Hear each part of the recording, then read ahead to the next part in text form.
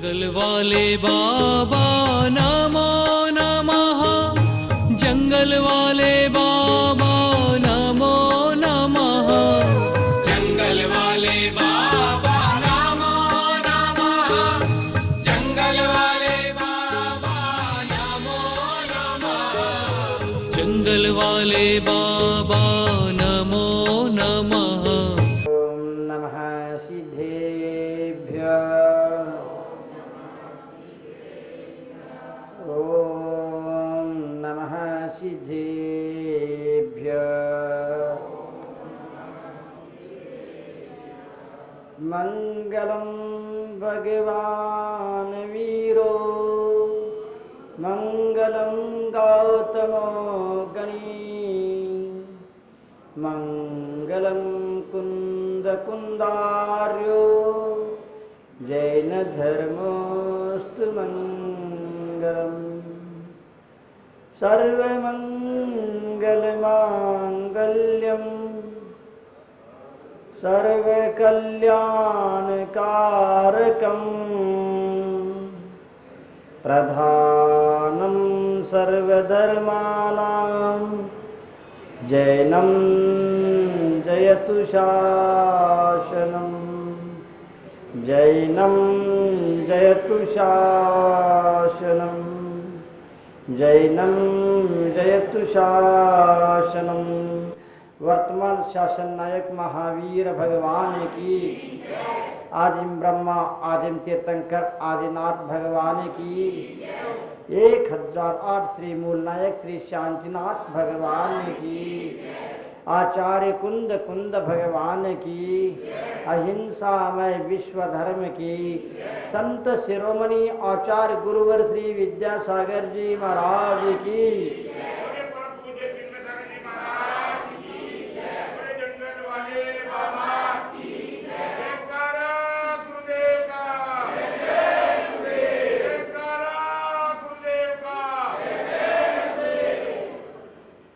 सारा जग झूठा है, सारा जग झूठा है, सच्चा तेरा ठिकाना है। यदि वास्तव में ये संसार झूठा है, अंतरंग से समझ ले, तो हमारे कम से कम 50% समस्याओं का समाधान एक क्षण में हो जाए।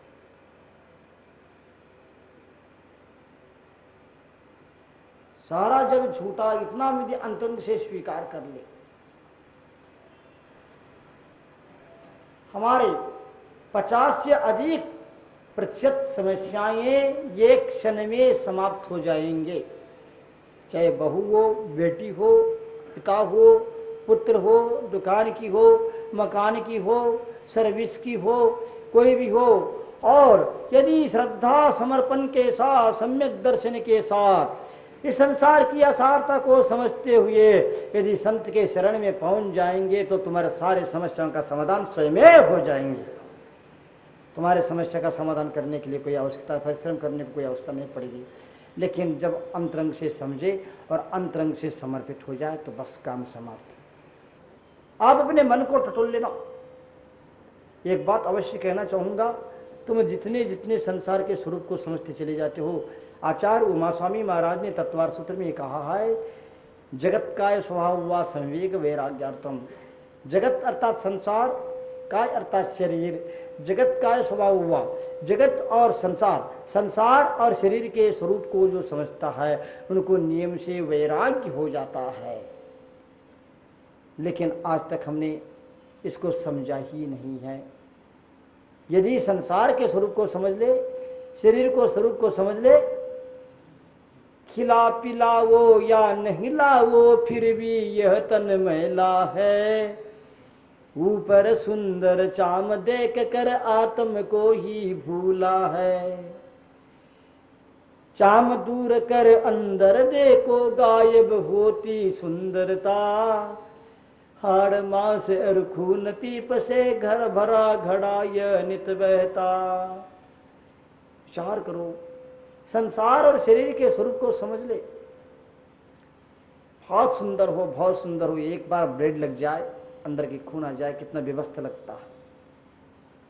एक फोड़ा हो जाए उस चेहरे को कोई देखना पसंद नहीं करता है।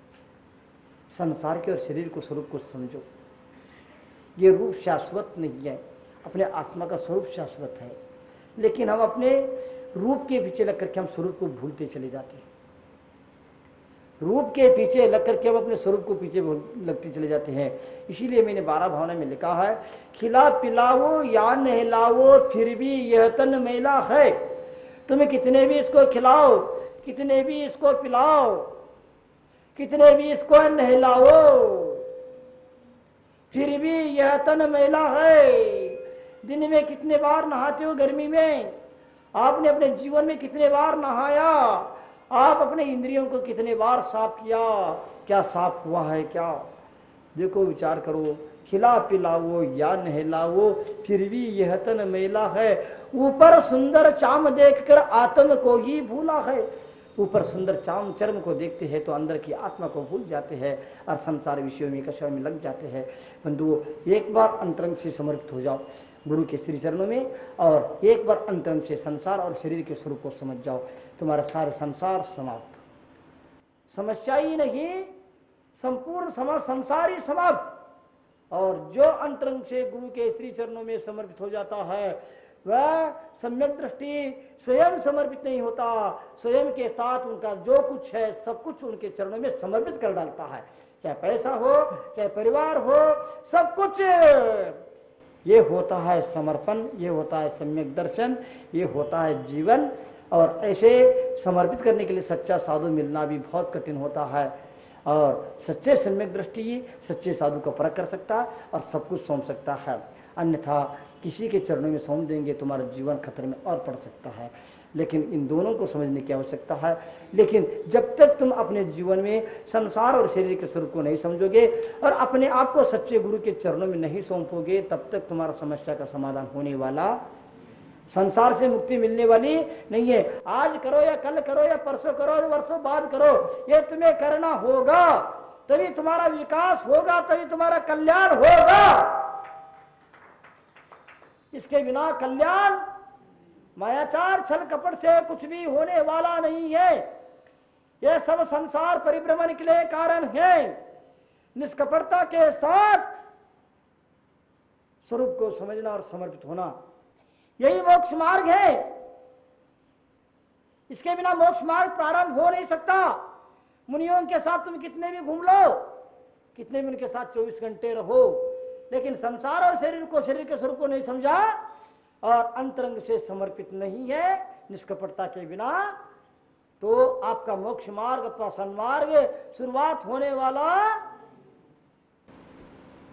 देख लो हम कहाँ खड़े हैं, अपने भावों को टटोले और सन्मार्ग को समझे। इसके लिए पैसा नहीं लगेगा, शब्द की आवश्यकता नहीं, भाषा की आवश्यकता नहीं, भावों की आवश्यकता है, धन की नहीं, समर्पण की आवश्यकता है। सन्मार्ग प्रारंभ हो जाएगा, तुम्हारा श्रम सार्थक हो जाएगा। वास्तव में देखते हैं संसार में कि सारा जग झूठा है, सारा जग झूठा है, कितना शब्द भरा हुआ है। यदि इसको आप अब भावोगे तो ऐसा लगता है तुम्हारे नाती भी आकर के तुम्हारे चरणों में लिपट जाता है, तो उस समय कह देना सारा जग झूठा है। यदि तुम्हारी पत्नी अच्छे अच्छे पकवान बनाकर खिला रही हैं, लेकिन नाटक करके देख लेना, एक बार उनके भावों की पूर्ति न करके, उनके विपरीत काम करके तुमको जीना हराम कर देंगे। सारा जग झूठा है। तुम भोजन के शरण में जाना, गाड़ी के शरण में जाना, परिवार के शरण में जाना, किसी के भी शरण में जाकर के देख लेना संसार में। मैं तो ये कहता हूँ, आप लोग नमोकार मंत्र की माला फेरना बंद कर दो। महाराज जी क्या बोलते हो, नमोकार मंत्र की माला फेरने के लिए इतना माला बांट रहे हो, लाखों माला बांट रहे हैं। मैं कह रहा हूँ तुम इतना माला फेर लेना, सारा जग झूठा है, सारा जग झूठा है, सारा जग झूठा है। भोजन करते समय भी, कोर उठाते समय इतना सोच लेना, सारा जग झूठा है। निश्चित रूप से बहुत बड़ा काम हो जाएगा। कोई कहता है गाड़ी में बैठो चलते, सारा जग झूठा है। कोई कहता है खाने के लिए बोल दो, सारा जग झूठा है। बहू आकर के तुमको अच्छे पकवान अथवा ठंडा ही ला करके देती है, खिलाती है, पिलाती है, सारा जग झूठा है। मुझे मालूम है तेरे भाव में क्या भरा है।